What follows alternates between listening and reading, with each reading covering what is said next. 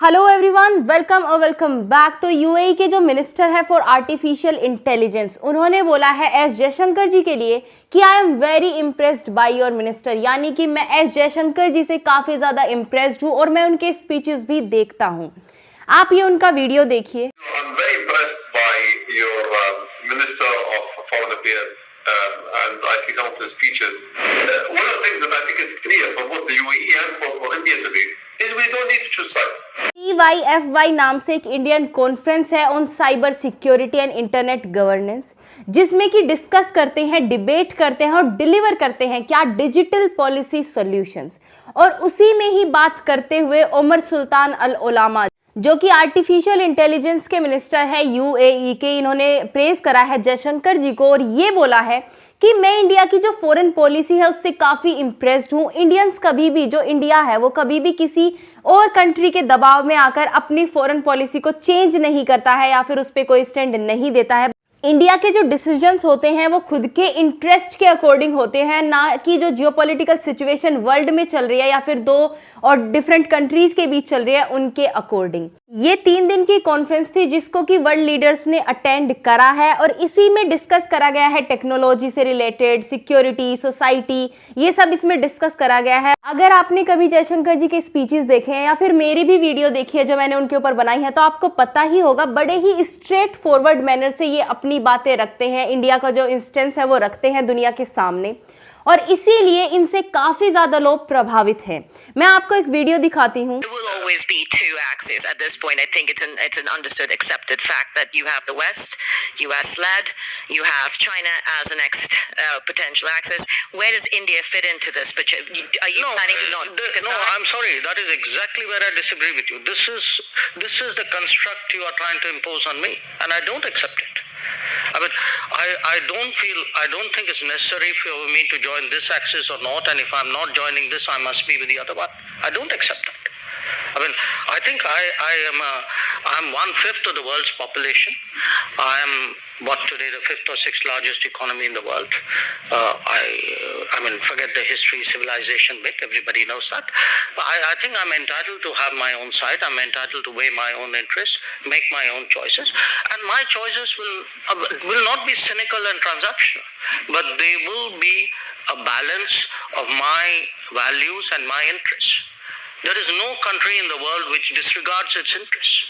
इस वीडियो में साफ साफ पता चलता है कि जयशंकर किसी साइड को पिक नहीं करना चाहते। उन्होंने साफ साफ ये बोला कि ऐसा भले ही जो वेस्टर्न नेशंस मानते हैं कि वो यूएस लेड है, लेकिन जैसा आपने बोला कि चाइना लेड हो सकता है, एशियन जो कंट्रीज है, ऐसा नहीं होगा। इंडिया का एक अपना इंस्टेंस रहेगा हमेशा।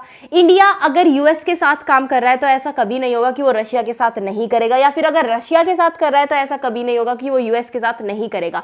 हमारी फॉरेन पॉलिसी किसी और कंट्री के अकॉर्डिंग नहीं चलेगी, बल्कि हमारे इंटरेस्ट और हमारी कंट्री के अकॉर्डिंग चलेगी। इन सब स्पीचेस से पता चलता है कि जयशंकर जी एक बहुत बड़े सपोर्टर है मल्टीपोलर वर्ल्ड के। अब अगर किसी को नहीं पता है यूनिपोलर, बाइपोलर या फिर मल्टीपोलर वर्ल्ड होते क्या है, मैं आपको ब्रीफ में बता देती हूँ। यूनिपोलर अगर कोई वर्ल्ड है तो ये बोला जाएगा कि एक ही स्टेट बाकी सारी स्टेट्स को डोमिनेट कर रही है, रन कर रही है, यानी जो दबदबा है पूरे वर्ल्ड में वो सिर्फ एक स्टेट या एक कंट्री का है। वहीं मल्टीपोलर उसका बिल्कुल अपोजिट हो जाता है, यानी कि डिफरेंट तरीके से पावर्स बटी हुई हैं, कुछ मेरे पास है, कुछ आपके पास है, कुछ किसी और कंट्री के पास है, और हम तीनों कोऑपरेशन में काम कर रहे हैं वर्ल्ड को बेहतर बनाने के लिए। That is a multipolar world. UAE के मिनिस्टर ने बोला कि पहले वर्ल्ड यूनिपोलर था या फिर बाइपोलर था या फिर ट्राइपोलर था, जहां आपको साइड्स चूज करनी पड़ती थी। यानी कि अगर मैंने यूएस चूज करा तो मैं हमेशा यूएस के साथ ही रहूंगी, भले ही यूएस गलत डिसीजन लेता है या फिर सही लेता है, दैट डजंट मैटर। लेकिन अब जो ये फॉरेन मिनिस्टर है एस जयशंकर जी, इनके जो आइडियाज है, इनकी जो फॉरेन पॉलिसी है, मैं इनसे काफी इम्प्रेस्ड हूं। और एक बात यहाँ पे बिल्कुल साफ है कि यूएई और इंडिया दोनों को ही किसी के भी साथ काम करने के लिए कोई साइड पिक नहीं करनी पड़ेगी। उन्होंने बोला कि अगर यूएई इंडिया के साथ काम कर रहा है, दैट डजंट मीन कि वो यूएस के साथ काम नहीं कर सकता। हम तीनों मिलकर भी काम कर सकते हैं और I2U2 उसका एक बेहद बड़ा एग्जाम्पल है। I2U2 एक नया ग्रुप है इंडिया, इजराइल, यूएई और यूएसए के बीच। उन्होंने ये भी ऐड करा कि आज के टाइम पे वर्ल्ड को डोमिनेट करने का सिर्फ एक तरीका है और वो है कॉमर्स। कंट्रीज लाइक इंडिया और यूएई दोनों एक साथ काम कर सकती हैं और दोनों का ही अगर एक साथ काम करेंगे तो सब्सटेंशियली इंक्रीज करेंगे वो अपने फुटप्रिंट्स को वर्ल्ड में, यानी कि वर्ल्ड में इन दोनों कंट्रीज का फिर एक सब्सटेंशियल हिस्सा होगा, नाम होगा। अब ये बड़ा क्लियर है कि एस जयशंकर जी एक बहुत ही इंपैक्टफुल लीडर हैं और जो इनके वर्ड्स हैं इस स्पीच में जो उन्होंने बोले वो सिर्फ यूएई के मिनिस्टर्स को नहीं बल्कि बाकी जो कंट्रीज के मिनिस्टर्स हैं उनको भी बेहद डीपली इंपैक्ट करेंगे और दुनिया कोशिश करेगी कि जिस तरीके से इंडिया अपनी फॉरेन पॉलिसी को चलाता है जितना इंडिपेंडेंट होकर उतना ही बाकी कंट्रीज भी चलाएं। And this was the news for you guys. I hope you loved the session. If you did, please give it a thumbs up and subscribe to the channel. And I'll see you in the next video. Till then, stay happy, healthy, and bye.